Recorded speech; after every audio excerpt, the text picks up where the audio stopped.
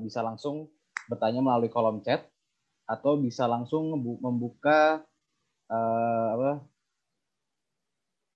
mic atau videonya dan bisa bertanya langsung dan kita bisa diskusi secara bersama seperti itu.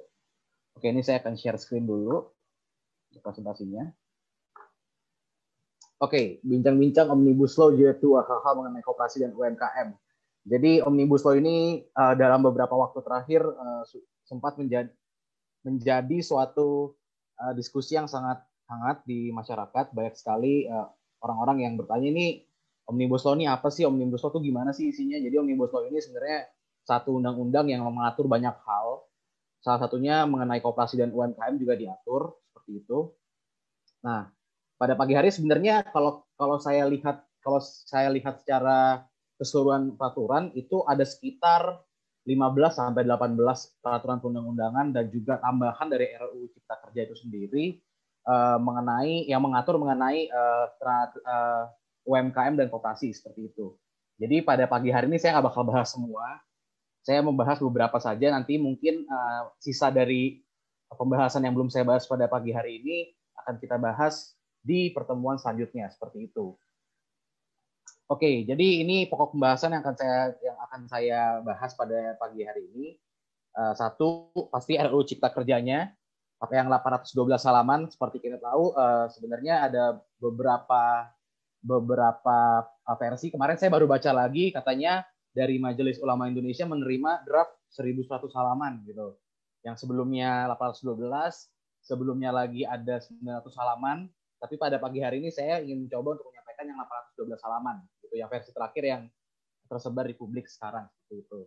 Lalu setelah itu ada undang-undang mengenai jaminan produk halal nomor 33 tahun 2014, lalu ada undang-undang nomor 25 tahun 2007 mengenai penanaman modal, undang-undang 13 2003 ketenagakerjaan, undang-undang mengenai pengoperasian, usaha mikro kecil menengah, undang-undang nomor 20 tahun 2008, dan perseroan terbatas 40 tahun 2007. Nah, undang-undang ini saya pilih soalnya menurut saya hal-hal ini penting juga nantinya apabila memang RUU Cipta Kerja nanti akan dikeluarkan, ini nanti akan mengubah banyak aspek-aspek hukum, tapi kita harus lihat juga ke prakteknya nanti seperti itu.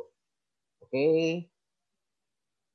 kita bahas dulu di pertama. Sebenarnya kalau kita merujuk ke latar belakangnya RUU Cipta Kerja gitu ya. Ini saya lihat yang 812 halaman, di pasal 3-nya itu memang menekankan untuk memberikan kemudahan, pelindungan dan pemberdayaan bagi koperasi dan UMKM. Dan mereka juga mau menyesuaikan berbagai peraturan mengenai penguatan dan pelindungan bagi koperasi UMKM. Kalau misalkan kita melihat ke RUU Cipta Kerja sendiri, memang pada dasarnya banyak sekali peraturan-peraturan itu yang mencantumkan adanya UMKM dan koperasi seperti itu. UMKM atau usaha mikro kecil atau koperasi seperti itu. Jadi mulai dari tahap misalkan perizinannya nanti bagaimana, lalu bagaimana dari sisi ketenagakerjaan, bagaimana dari sisi permodalan, bagaimana dari sisi kemitraan dan sebagainya itu diatur di RUU Cipta Kerja ini. Tapi yang perlu dicatat bahwa di RUU Cipta Kerja ini sebenarnya masih gambaran besarnya aja, seperti itu, masih umbrella-nya aja kalau saya lihat dari perspektif saya gitu ya. Sedangkan masih banyak peraturan-peraturan lain nantinya yang akan keluar menyusul diberlakukannya RUU Cipta Kerja. Biasanya diaturnya di peraturan pemerintah atau peraturan menteri seperti itu. Jadi akan banyak lagi peraturan-peraturan yang akan dikeluarkan setelah itu seperti itu. Termasuk peraturan dari daerah juga, karena beberapa ketentuan UMKM itu banyak ketentuan yang mengatur mengenai koordinasi antara pemerintah pusat dan pemerintah daerah seperti itu untuk menunjang UMKM sendiri. Oke.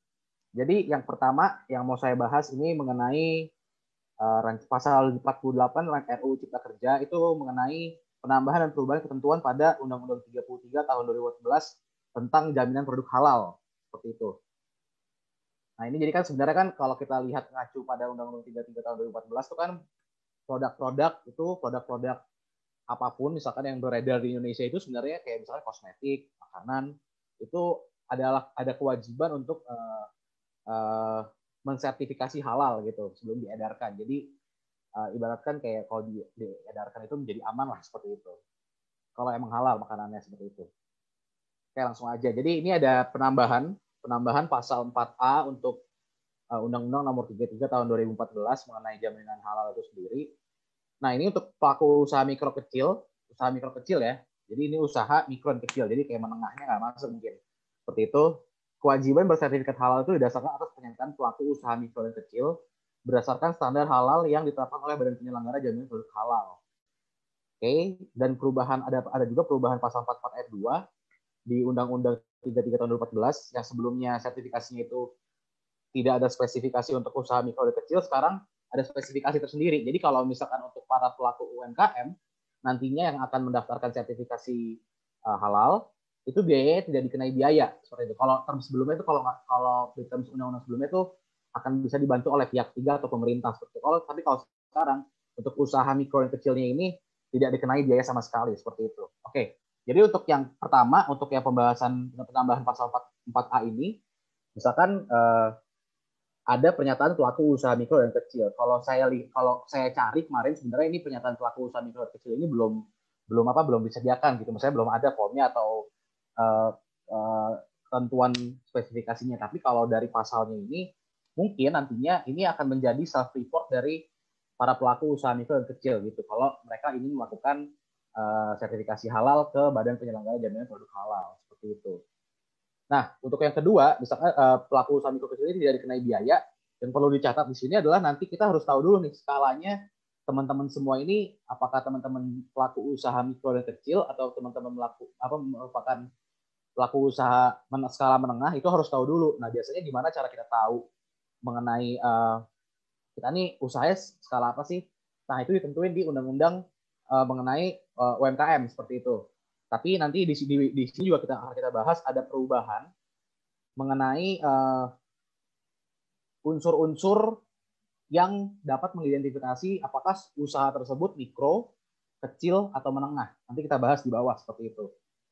Oke, jadi kurang lebih untuk jaminan sertifikasi halal ini ada bebas biaya bagi usaha mikro dan kecil, dan untuk pembuatan sertifikat jaminan halal itu ada pernyataan pelaku usaha mikro dan kecil seperti itu. Nah, ini syaratnya biasanya akan ngikut ke syarat-syarat yang dikeluarkan oleh Badan Penyelenggara Jaminan Produk Halal seperti itu.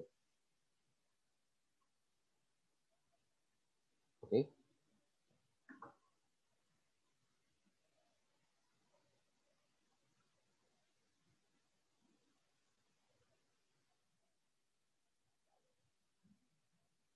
Oke. Selanjutnya selain ada tentang jaminan halal, ada juga mengenai penanaman modal. Jadi di pasal 77 RUU Cipta Kerja ini ada perubahan ketentuan pada Undang-Undang Nomor 25 Tahun 2007 tentang penanaman modal itu sendiri. Perubahannya apa saja? Yang krusial untuk UMKM ini bisa kita lihat pertama di sini. Perubahannya itu yang pertama ada di pasal 13 ayat 1 dan 2.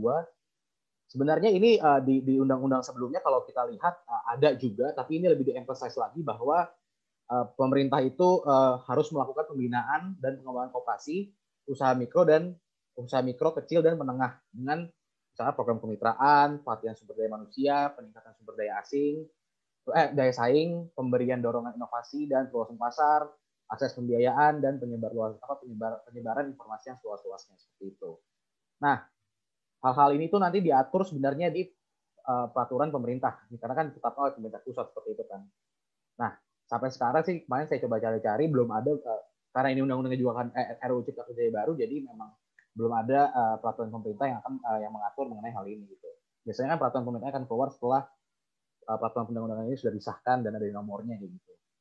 Jadi menurut saya ini ya nanti kita tunggulah gimana peraturan operasionalnya mengatur mengenai hal-hal untuk menunjang usaha mikro kecil menengah usaha mikro kecil menengah ini seperti itu.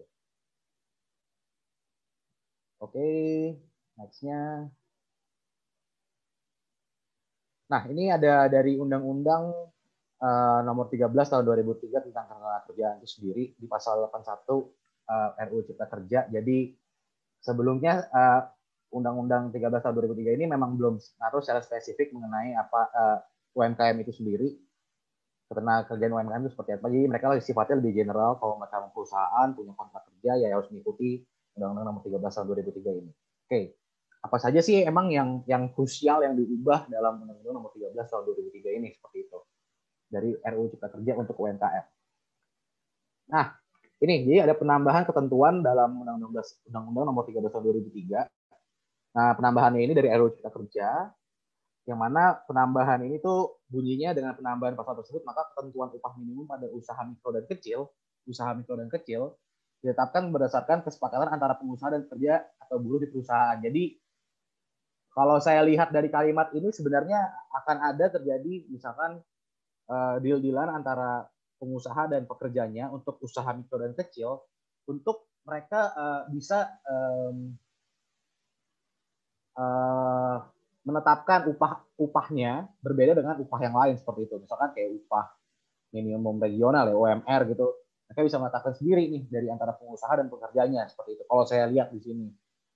Nah, tapi kesepakatan upah tersebut itu sekurang-kurangnya sebesar persentase tertentu dari rata-rata konsumsi masyarakat berdasarkan data yang bersumber dari lembaga yang berwenang di bidang statistik. Nah, biasanya kalau setahu saya dan pengalaman saya, data-data ini tuh misalkan kalau mau lihat data konsumsi masyarakat ini bisa ngeliat ke institusi atau lembaga yang berwenang di bidang statistik, itu BPS biasanya, badan BPS untuk statistik. Jadi mungkin untuk para pelaku UMKM sebelum menetapkan upah antara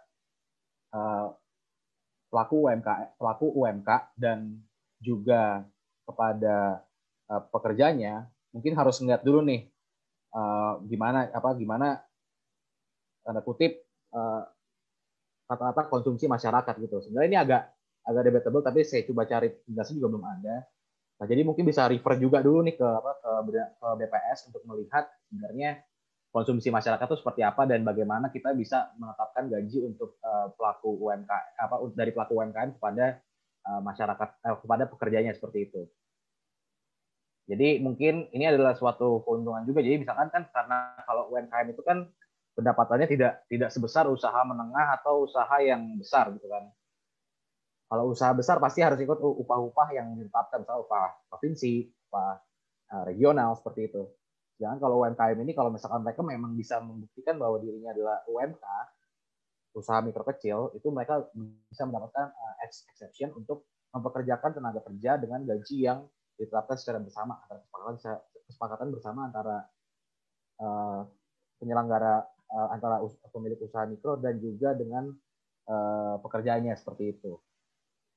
Oke, ini mengenai Undang-Undang 13 tahun 2003 mengenai tenaga kerjaan.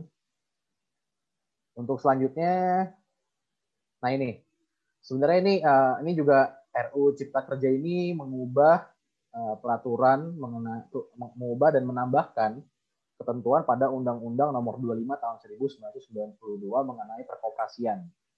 Seperti itu. Sebenarnya ini ada undang-undangnya lagi tahun 2008 kalau nggak salah, tapi udah dicabut juga karena dicabut. Dan yang masih berlaku adalah Undang-Undang Nomor 25 tahun 1992. Apa saja yang diubah dan ditambahkan? Oke, ini perbandingannya. Jadi untuk Undang-Undang Nomor 25 tahun 1992 tentang perkoperasian, di RUU Cipta Kerja ini koperasi primer ini dibentuk paling sedikit oleh 9 orang. Sebelumnya, di Undang-Undang Perkoperasian yang Nomor 25 tahun 1992, koperasi primer ini wajib dibentuk oleh sekurang-kurangnya 20 orang. Nah, sekarang ada pengurangan orang. Jadi kalau orang mau bentuk koperasi primer, itu isinya harus 9 orang. Apa sih koperasi primer? Koperasi primer itu koperasi yang isinya semua adalah orang, seperti itu, orang-orang. Nah, koperasi sekunder itu adalah koperasi yang isinya adalah koperasi seperti itu, yang membernya adalah koperasi kayak gitu. Nah, kalau untuk koperasi sekundernya sendiri ini nggak ada perubahan. Jadi untuk pembentukan koperasi itu minimal 3 koperasi, yang berubah hanyalah mengenai koperasi primer, jumlah pihak yang harus ada dalam pembentukan koperasi primer seperti itu. Jadi ini adalah sebuah keuntungan kalau teman-teman memang ingin membuka koperasi gitu, jumlahnya nggak 20 lagi, sekarang bisa 9 orang seperti itu. Oke. Nah, ini juga jadi ada juga perubahan Undang-Undang Nomor 25 tahun 1992 mengenai ini yang saya buat di bawah, ada koperasi yang bisa menjalankan kegiatan usahanya berdasarkan prinsip syariah yang sebelumnya nggak diatur sebenarnya, dan dalam menjalankan koperasi yang berprinsip syariah tersebut wajib memiliki Dewan Pengawas Syariah. Di RUU Cipta Kerja ini juga diatur mengenai siapa sih yang bisa jadi Dewan Pengawas Syariah. Nah, itu ada di RUU Cipta Kerjanya dan akan diatur secara lebih lanjut di peraturan pemerintah. Jadi sebenarnya RUU Cipta Kerja seperti yang saya bilang di awal itu belum mengatur secara rinci, maka lainnya nanti akan diatur biasanya dalam peraturan pemerintah atau peraturan menteri seperti itu. Nah, biasanya Dewan Pengawas Syariah ini mereka akan dibina oleh pemerintah pusat dan atau Majelis Ulama Indonesia untuk pengawasan koperasi tersebut kayak gitu. Jadi ada requirement-nya juga dari yang akan dibuat oleh pemerintah pusat dan Majelis Ulama Indonesia untuk Dewan Pengawas Syariah pada koperasi ini seperti itu. Jadi sekarang sudah bisa nih koperasi nggak cuma bank doang yang syariah, tapi koperasi juga bisa syariah seperti itu. Selanjutnya, nah ini ada perubahan Undang-Undang Nomor 2019/92 tentang keoperasian. Yang diubah di sini adalah di RUU Cipta Kerja ini untuk rapat anggota koperasi sekarang itu bisa dilakukan secara daring seperti itu. Jadi nggak perlu harus ketemu kayak gitu. Jadi rapat secara online pun juga bisa secara sah dikatakan sebagai rapat anggota seperti itu. Jadi untuk lebih apa ya? Mungkin kalau saya bisa bilang ini untuk memberikan teknologi kepada koperasi seperti itulah. Jadi memang diminta akan koperasi juga bisa menggunakan teknologi yang ada seperti itu. Oke. Nah, ini ada pasal 87 mengenai Undang-Undang Cipta Kerja itu perubahan. Nah, ini yang tadi saya bilang. Ini ada perubahan mengenai Undang-Undang Nomor 20 Tahun 2008 tentang usaha mikro kecil dan menengah mengenai kriteria-kriteria dari UMKM itu sendiri diubah gitu. Kalau yang dulu, kalau kita lihat di sini yang dulu usaha mikro itu kan memiliki kain bersih paling banyak 50 juta, tidak termasuk tanah dan bangunan, terus memiliki penjualan tahunan paling banyak 300 juta seperti itu ya. Usaha kecil sama misalkan kekayaan bersihnya lebih dari 50 juta sampai dengan paling banyak 500 juta, lalu memiliki hasil penjualan tahunan lebih dari 300 juta sampai dengan 2,5 miliar.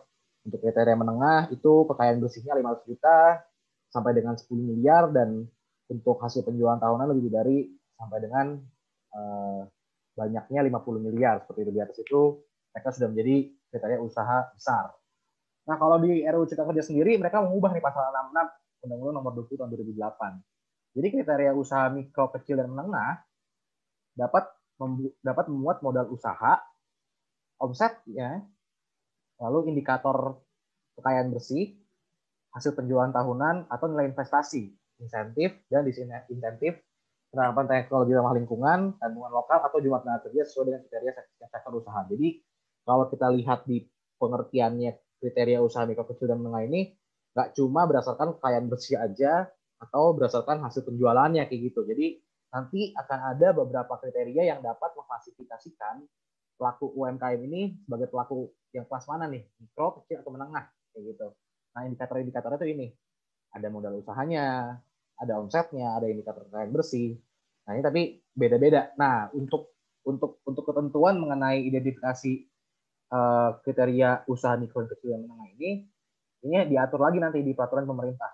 Jadi dari RUU Cipta Kerja sendiri baru ngasih pembukaannya aja nih. Kita akan mengubah kriteria UMKM, tapi gimana peraturannya itu dari peraturan pemerintah. Jadi kita harus nunggu dulu nih peraturan pemerintah gimana, baru kita tahu nih gitu. Sementara kita harus masih menggunakan ketentuan yang ada di Undang-Undang Nomor 20 Tahun 2008 itu sendiri. Gitu. Nah, ini ada penambahan ketentuan ada Undang-Undang Nomor 20 Tahun 2008 di pasal 32A-nya itu dalam melaksanakan kemitraan dengan keuangan terpasok dapat dilakukan melalui kegiatan dari usaha mikro dan kecil oleh usaha menengah dan usaha besar. Paling sedikit meliputi satu pengelolaan perpindahan produk yang dilakukan oleh perusahaan dengan penyedia bahan baku. Terus yang kedua ada pendistribusian produk dari perusahaan ke konsumen dan atau pengelolaan ketersediaan bahan baku, pasokan bahan baku serta proses fabrikasi. Ini sebenarnya lebih ke hubungan antara usaha mikro kecil dan usaha menengah dan usaha besar. Jadi mereka harus kayak ada hubungan kemitraan seperti itulah kurang lebihnya. Oke.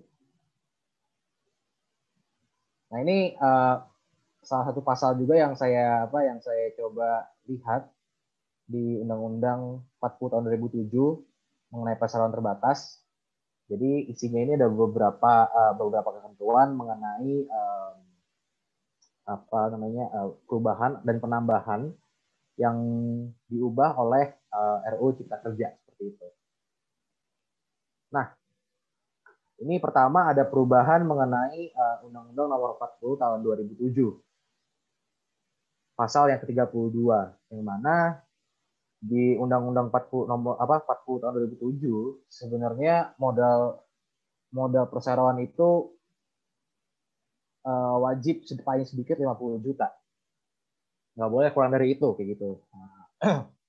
Jadi kalau teman-teman waktu Undang-Undang 40 tahun 2007 mau keluar, sudah keluar, kalau misalkan para pelaku UMKM itu pengen buat perseroan terbatas, itu pasti mereka modal dasarnya minimal 50 juta gitu. Nah, di RUU Cipta Kerja ini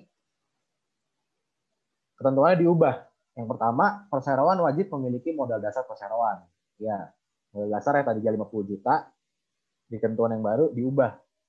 Kalian harus wajib memiliki modal dasar perseroan, karena konsepnya memang perseroan itu modalnya dibagi di tiga, modal dasar, modal distorkan, dan modal dipatkan, seperti itu. Nah, besaran modalnya tapi nggak 50 juta lagi. Besaran modalnya berapa? Besaran modalnya ditentukan berdasarkan putusan para penyidik perseroan. Seperti itu. Ketentuan lebih lanjut mengenai modal dasar perseroan diatur oleh dalam peraturan pemerintah. Kalau misalkan kita melihat nih, saya nyantumin ada peraturan pemerintah nomor 29 tahun 2016. Itu di situ diatur bahwa modal dasar perseroan itu boleh di bawah 50 juta kayak gitu. Tapi khusus untuk usaha mikro kecil. Nah, jadi sekarang sebenarnya kalau mau buka usaha perseroan terbatas itu nggak perlu modalnya 50 juta seperti itu. Bisa di bawah 50 juta. Kenapa sih orang harus banyak banget yang dorong untuk UMKM buat perseroan terbatas? Satu, karena liability-nya gitu. Kalau misalkan perseroan terbatas, pemegang saham itu hanya bertanggung jawab atas saham-saham yang disetorkan oleh dia di perseroan. Jadi nggak sampai merambat ke harta pribadi dari pemegang saham itu sendiri, seperti itu. Beda kalau misalnya kita usaha perorangan gitu. Kita punya tanggung jawab kalau misalnya kita misalkan kita utang gitu, terus kita nggak bisa bayar, kita akan dikejar sampai harta-harta pribadi kita, seperti itu. Makanya lebih baik membuka perseroan terbatas kayak gitu.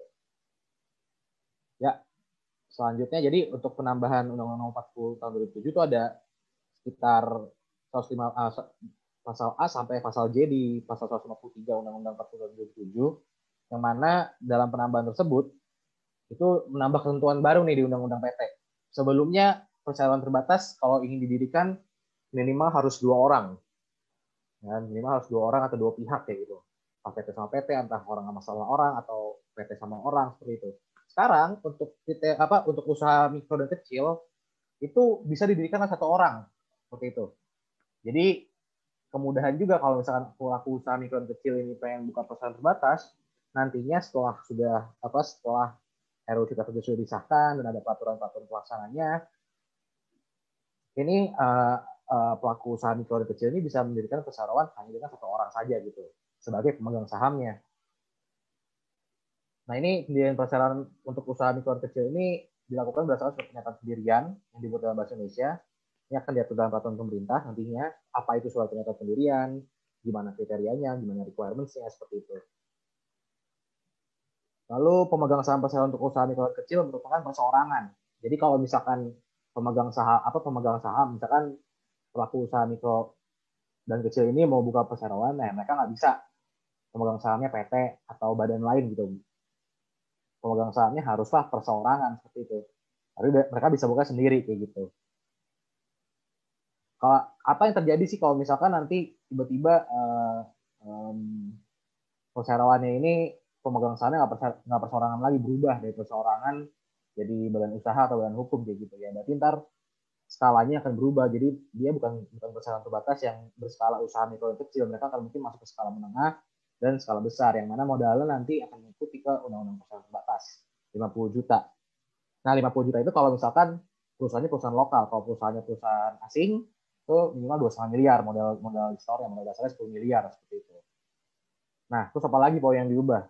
Pendiri perseroan hanya dapat mendirikan perseroan terbatas untuk usaha mikro dan kecil sejumlah 1 perseroan untuk usaha mikro dan kecil dalam 1 tahun. Nah, jadi dalam 1 tahun ini,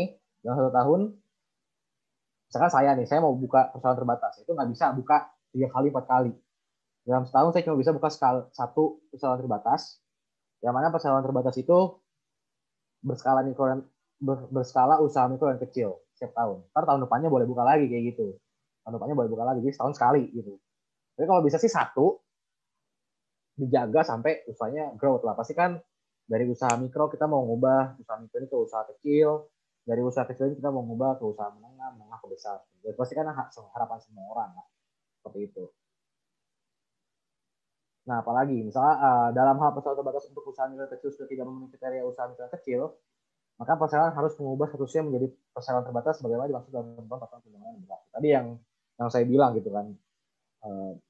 Pertama, kita boleh sebagai pelaku usaha mikro kecil establish atau membuat perseroan terbatas pemegang sahamnya satu kayak gitu.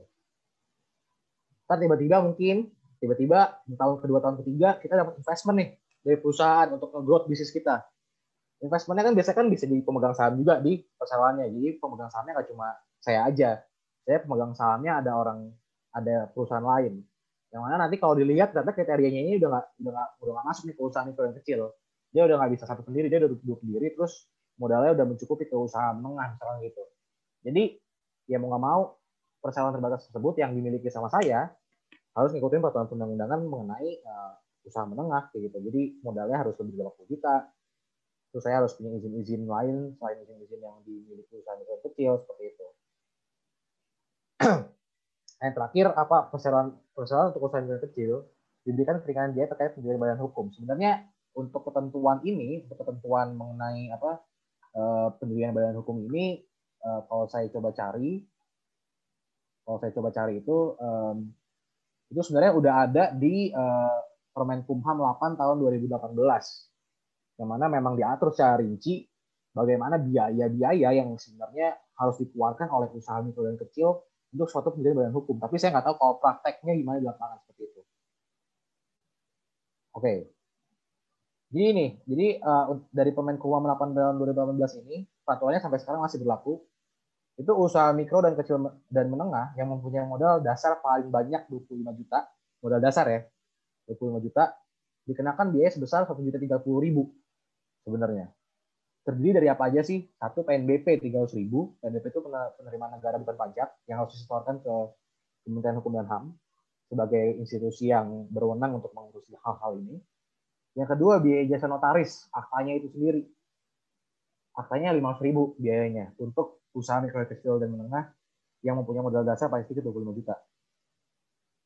Lalu ada biaya untuk pengumuman berita negara, itu 230.000. Jadi totalnya 130.000. Nah untuk UMKM yang mempunyai modal dasar lebih dari 25 juta sampai dengan 500 juta, itu 3.030.000. Ini rinciannya. Lalu ini yang modalnya lebih dari 500 juta sampai dengan 1 miliar dikenakan biaya sebesar 5.030.000. Sebenarnya mungkin ini akan berubah nantinya karena kriterianya kan nggak cuma mengenai modal dasar gitu kan. Kalau dulu kan di undang-undang sebelumnya yang mengenai UMKM itu dari kekayaan bersih dan juga dari permodalannya. Seperti itu sekarang karena ada indikator-indikator baru, jadinya mungkin akan berubah gitu kan. Seperti yang saya jelaskan sebelumnya.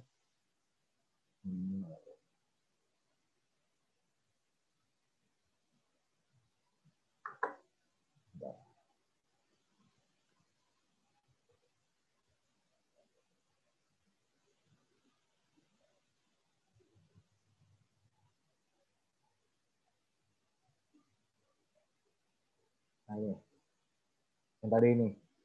Jadi kan kalau tadi kan hanya berdasarkan modal aja kan. Gitu. Nah sekarang ini jadi ada kriteria baru. Mungkin kriterianya tadi yang saya bilang modal usaha, omset, indikator kekayaan bersih, hasil penjualan tahunan, nilai investasi, insentif dan disinsentif dan sebagainya itu nantinya mungkin akan menjadi indikator juga nih biaya notarisnya bagaimana kayak gitu, biaya untuk pembentukan PT gitu. Seperti itu. Jadi ini menurut saya sih kalau mengenai kita kerja ini tadi sedikit saya bahas kurang lebihnya seperti itu. Banyak beberapa hal yang menurut saya nanti akan menjadi sebuah terobosan baik juga bagi pelaku usaha mikro kecil dan menengah karena nantinya pelaku usaha mikro kecil menengah ini mempunyai banyak sekali hal-hal yang bisa diekspor, misalkan mereka bisa jadi perseroan terbatas dengan biaya yang murah gitu. Mereka kan bisa mempekerjakan banyak sekali tenaga kerja seperti itu. Nah, ini saya mau ngasih disclaimer sedikit mengenai presentasi yang saya lakukan. Satu, mengenai RUU Cipta Kerja ini yang saya bahas mengenai harus 12 halaman, meskipun semalam waktu saya mencoba untuk membuat presentasi ini lagi, ada berita mengenai ada RUU Cipta Kerja yang baru, itu sekitar 1112 halaman. Terus presentasi ini bukan merupakan nasihat hukum. Yang ketiga, saya nggak bertanggung jawab apabila nanti ada konsekuensi langsung atau tidak langsung atas penggunaan presentasi ini. Karena nanti presentasi ini boleh dibagikan ke teman-teman semua apabila teman-teman mau. Lalu informasi yang disampaikan ini berdasarkan referensi peraturan perundang-undangan yang berlaku hingga presentasi ini dilakukan. Seperti itu. Sebenarnya kalau saya mau bahas lagi untuk RUU Cipta Kerja ini, itu saya baru bahas mungkin sekitar 50%-nya. 50% lagi nanti akan saya bahas di pertemuan selanjutnya seperti itu. Misalkan nanti ada kewajiban-kewajiban dari fasilitas terminal, yaitu misalkan kayak stasiun kereta api atau stasiun bus itu menyediakan minimal 30% dari fasilitas terminal itu untuk UMKM berjualan. Seperti itu tuh masih banyak lagi yang diatur di RUU Cipta Kerja. Tapi pada hari ini cukup dari saya, mungkin itu dulu. Teman-teman mungkin yang punya pertanyaan bisa langsung menanyakan melalui kolom chat atau bisa langsung buka ini ya, buka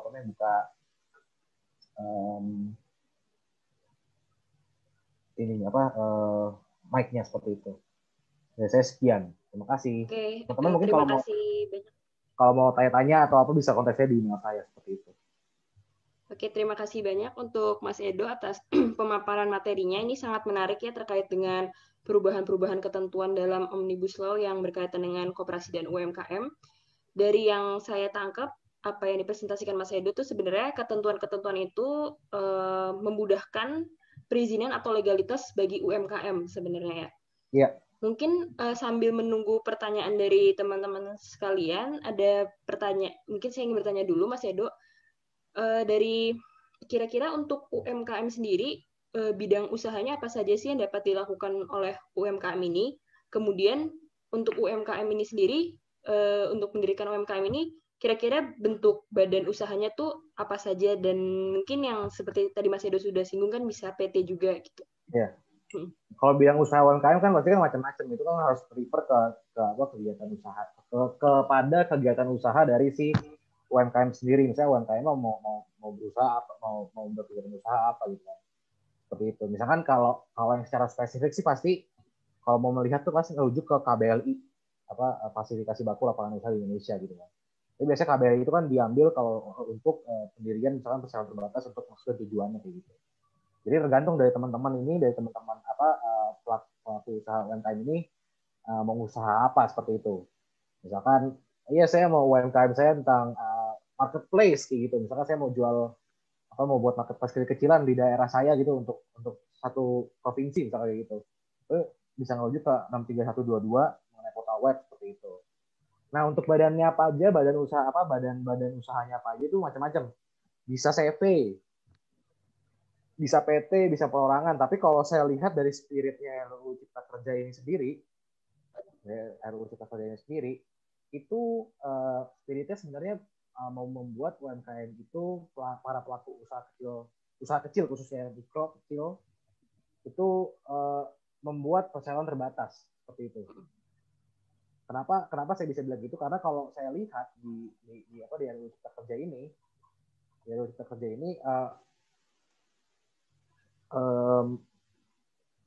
peraturan mengenai pembuatan perseroan terbatas itu dipermudah seperti itu. Jadi kayak kita bisa buka PT cuma dengan satu orang seperti itu. Itu kan sebenarnya kan dulu nggak bisa gitu. Dulu kan minimal 2 orang gitu kan. Sekarang 1 orang. Apalagi yang dipermudah.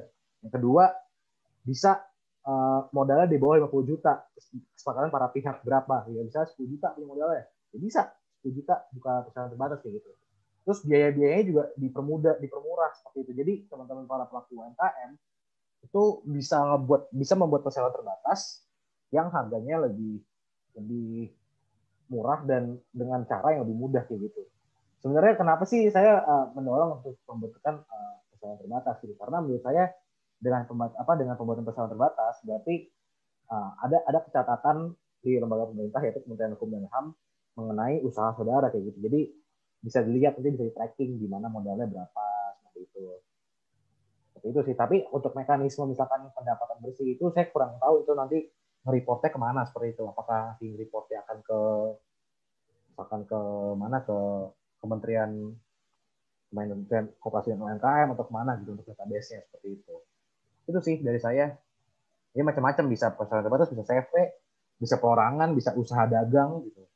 Nah itu tahu kriterianya beda-beda lagi kayak gitu. Oke. Kemudian Mas Edo kan mungkin salah satu kendala bagi UMKM juga kan terkait dengan pemodalan atau dana atau pembiayaan untuk UMKM sendiri kan saat ini, misalkan dalam hal untuk mengembangkan usahanya.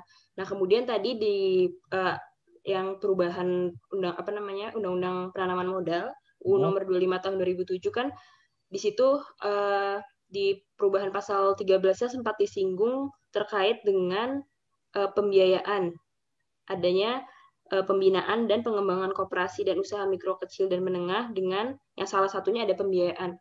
Mungkin bisa dibahas lebih lanjut lagi Mas Edo, kira-kira tuh maksudnya pembiayaan tuh seperti apa gitu bentuknya? Mungkin kalau pembiayaan itu macam-macam ya. Pembiayaan itu mungkin misalkan mungkin ya ada stimulus dari pemerintah untuk usaha kecil dan menengah seperti itu. Ada stimulus yang diberikan oleh pemerintah gitu. Atau misalkan event-event dari pemerintah yang mana nantinya UMKM itu akan dikasih modal. Jadi pendanaannya macam-macam gitu. Tapi kalau misalkan teman-teman juga pengen refer ke pendanaan yang untuk usaha mikro kecil itu, bisa juga refer ke, misalkan kan beberapa bank BUMN itu udah menghadirkan kayak kredit usaha rakyat KUR yang minimal bisa dipinjam 25 juta sampai dengan kalau nggak salah 1,5 juta dengan bunga 6% efektif per tahun seperti itu. Itu juga bisa sangat membantu kayak gitu. Itu sih sebenarnya kalau permodalan sendiri secara konkretnya bagaimana itu mungkin dengan stimulus dari pemerintah itu bisa juga gitu. Tapi kalau misalkan teman-teman semua pelaku UMKM butuh modal, biasanya kan mungkin modal dari bank itu bisa juga tuh ke bank-bank terkait, misalnya BNI atau Mandiri seperti itu untuk untuk mendapatkan permodalan seperti itu. Tapi itu kredit seperti itu. Itu sih. Tapi kalau saya lihat sih kalau di permodal di undang-undang penanaman modal itu diubahnya nggak terlalu kontras. Mereka cuma menekankan bahwa memang nanti akan ada pembinaan dari pemerintah untuk pengembangan UMKM sendiri kayak gitu. Nggak yang memberikan berapa seperti itu. Nah ini ada pertanyaan.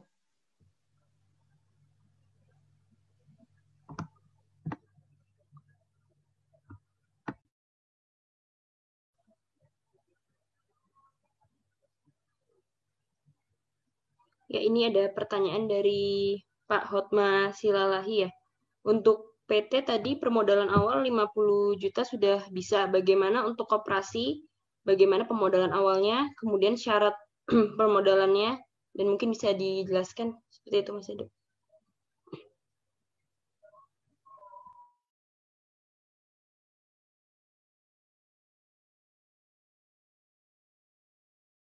Masih tutup.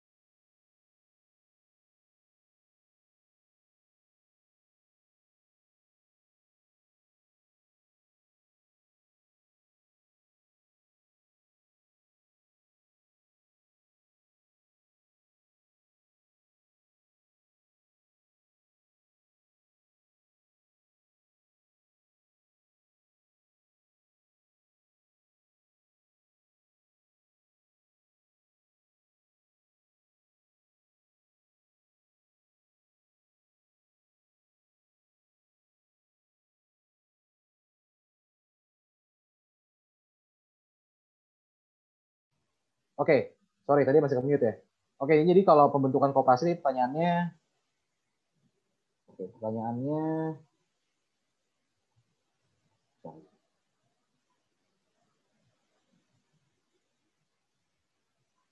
pertanyaannya Untuk PT kan tadi permodalan awal 50 juta sudah bisa. Bagaimana untuk koperasi, bagaimana permodalan awalnya, seperti itu ya. Dan syarat permodalan awalnya ya, belum dijelaskan seperti itu. Oke, jadi sebenarnya pada prinsipnya untuk syarat-syarat lainnya itu di koperasi nggak diubah, tidak diubah pada RUU Cipta Kerja itu sendiri, seperti itu. Yang tadi yang diubah itu undang-undang mengenai perkoperasian itu hanyalah jumlah anggota koperasi pada saat pendirian seperti itu. Jadi misalkan koperasi primer itu paling sedikit 9 orang sekarang, itu untuk pembentukannya yang dulu 20 orang gitu. Untuk misalkan modalnya berapa sih? Modalnya 375 juta. Nggak ada perubahan dari dulu sampai sekarang itu. Koperasi nasional ya seperti itu. Lalu uh, modalnya itu terdiri dari apa sih? Misalkan modalnya ada sumbangan pokok, sumbangan wajib, dana cadangan, dana hibah seperti itu dan sebagainya. Dan masa jabatannya berapa nih? Masa jabatan pengurus koperasi itu tergantung dari ADART-nya koperasi seperti itu. Bagaimana? Dia harus merujuk ke anggaran dasar dan anggaran rumah tangga dari koperasi itu sendiri. Seperti itu. Jadi di undang-undangnya nggak diatur, tapi di anggaran dasarnya seperti itu. Pada prinsipnya sebenarnya kalau perkoperasian ini yang diubah, yang paling jelas diubah itu adalah ini, anggotanya. Dari pertama berapa, 20 orang, sekarang bisa 9 orang. Seperti itu sih, kurang lebihnya.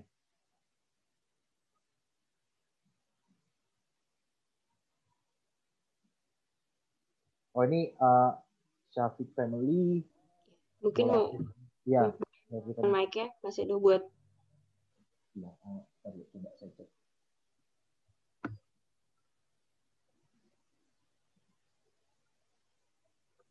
Ini. Halo. Halo. Halo Ibu. Halo, Assalamualaikum. Waalaikumsalam Bu.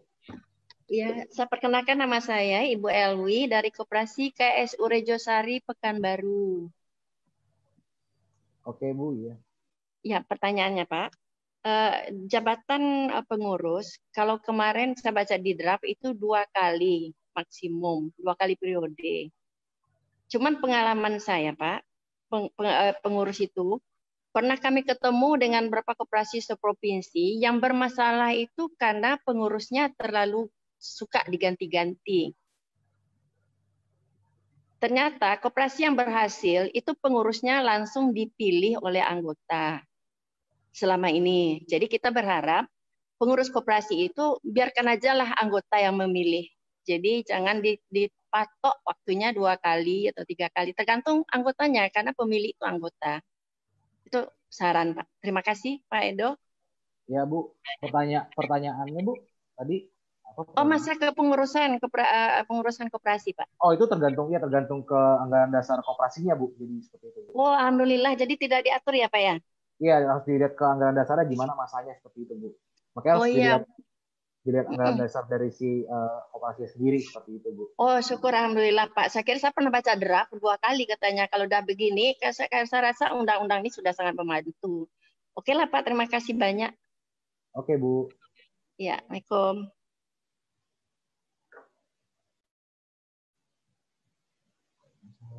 Ya, mungkin untuk yang lain ada yang ingin bertanya bisa langsung melalui kolom chat atau unmute mic-nya.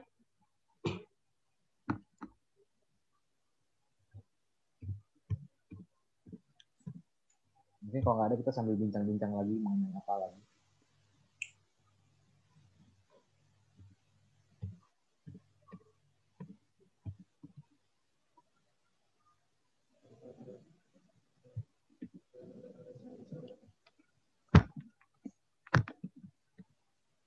Jadi sebenarnya kalau baca RUU Cipta Kerja ini tuh nggak bisa ya baca RUU Cipta Kerjanya tuh baca RUU Cipta Kerja sendiri kayak gitu. Ini penjelasan aja teman-teman kalau misalkan mau membaca RUU Cipta Kerja itu teman-teman harus bisa ngebandingin misalkan RUU Cipta Kerjanya mengubah apa itu teman-teman harus lihat undang-undangnya juga nih gimana seperti itu. Jadi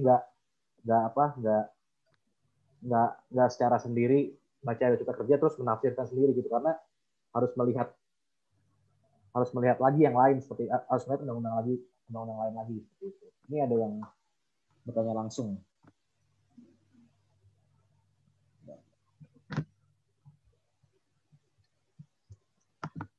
Tadi siapa Pak Hot? Masih Lahi.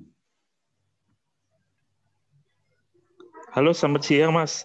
Ya, selamat siang Pak. Ya, bisa langsung nanya ini ya? Ya, silakan Pak. Silakan. Ya. Pak.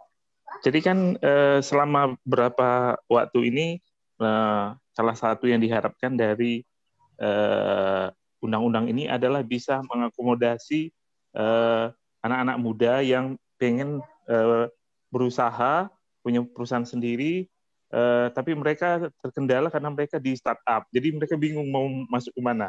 Nah, dengan adanya undang-undang ini, apa mereka terakomodasi, Mas? Maksudnya, apakah keinginan-keinginan mereka itu memang cocok dengan isi aturan ini? Cuma itu aja, Mas. Terima kasih. Oke, Pak.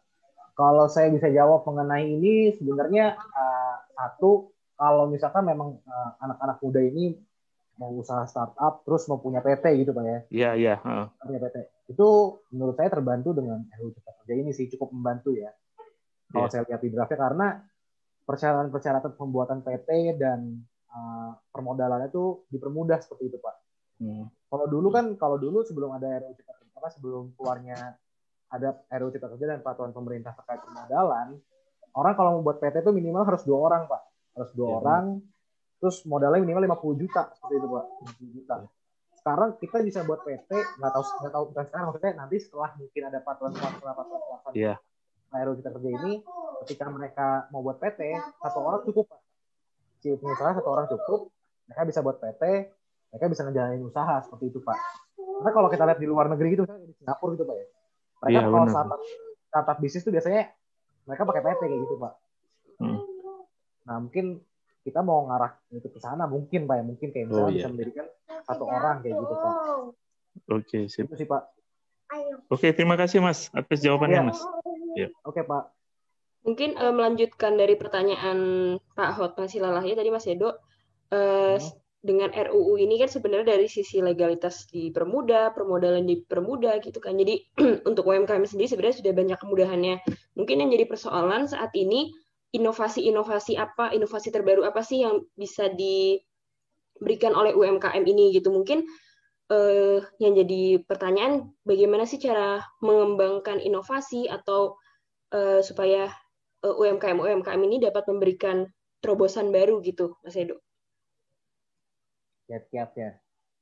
UMKM biar bisa mendapatkan terobosan baru. Sebenarnya banyak, pasti harus melihat banyak referensi sih, kayak misalkan melihat kondisi sekarang, misalkan usaha apa sih yang paling baik seperti itu, kondisi satu. Kedua bisa ngeliat juga sih kayak ke luar tuh gimana, misalnya ke luar negeri ada usaha apa sih yang bisa saya bawa. Misalkan kan sekarang kan internet kan semua orang bisa akses gitu kan. Kita bisa nonton YouTube, bisa baca Google, bisa baca koran luar negeri, segala macam itu bisa diutilize sih sebenarnya teman-teman, kayak apa sih yang bisa dibawa ke Indonesia, apa sih yang bisa kita buat di Indonesia kayak gitu sih. Sebenarnya kalau untuk pelaku UMKM kayak gitu sih. Ya, referensinya kurang lebih seperti itulah kalau dari saya pribadi ya. Dan kalau mau buat PT sangat didorong karena sekarang buat PT cukup mudah, 1 orang aja kayak gitu kan.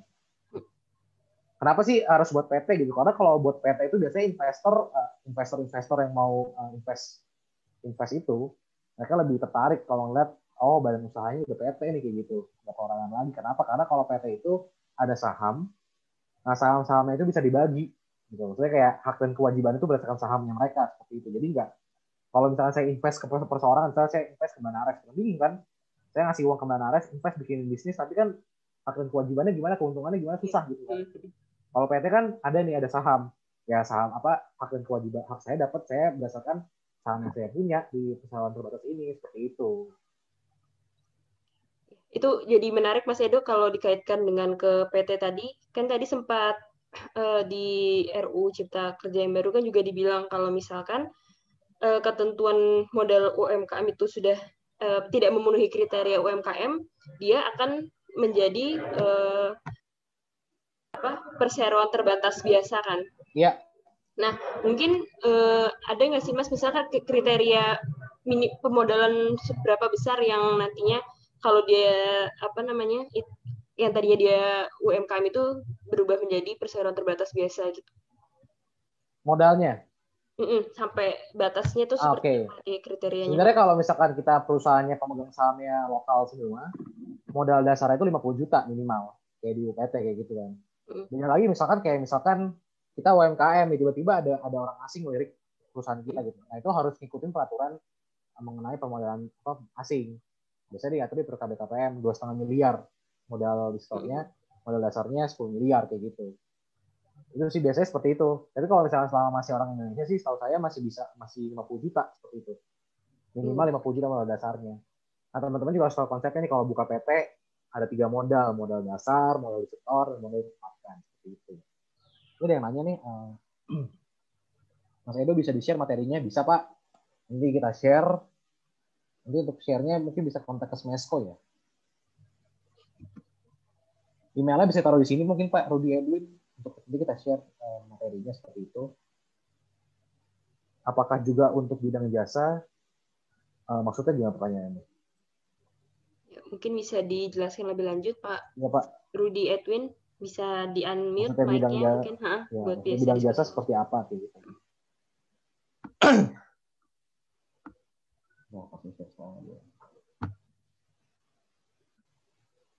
Halo. Halo ya Pak. Halo. Iya, Ya. Pak. Ya, selamat siang Mas itu Mbak Nares. Jadi untuk pendirian PT tadi kan sepertinya dipermudah ya. Ya. Nah, apakah juga untuk bidang jasa? Jasa itu kan jasa konsultasi, jasa ya semacam jasa konsultasi lah. Bisa nggak Mas itu? Bisa Pak, bisa aja. Nggak masalah, PT itu jasa konsultasi bisa Pak. Oke. Itu harus melihat, jadi kalau misalkan untuk PT sendiri Pak, itu biasanya harus melihat jasa konsultasi apa. Karena kalau untuk PT itu ada namanya maksud dan tujuan, bidang usaha perusahaannya apa, nah itu dituangkan di anggaran dasarnya perseroan terbatas seperti itu Pak. Jadi Bapak bisa cek ke klasifikasi baku lapangan usaha Indonesia, KBLI. KBLI-nya. Ya, jadi ini konsultasinya jasa apa nih Pak? Jasa apa aja itu ada semua Pak. Nah, ntar dimasukin ke maksud dan tujuannya seperti itu Pak. Oke, makasih Mas Edo. Yuk, sama-sama Pak. Ini saya share semua.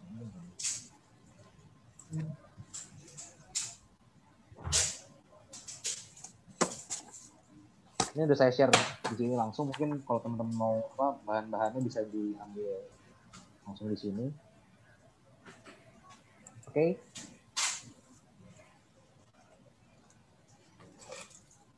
Oke, mungkin untuk yang lain ada yang ingin bertanya, boleh langsung di kolom chat.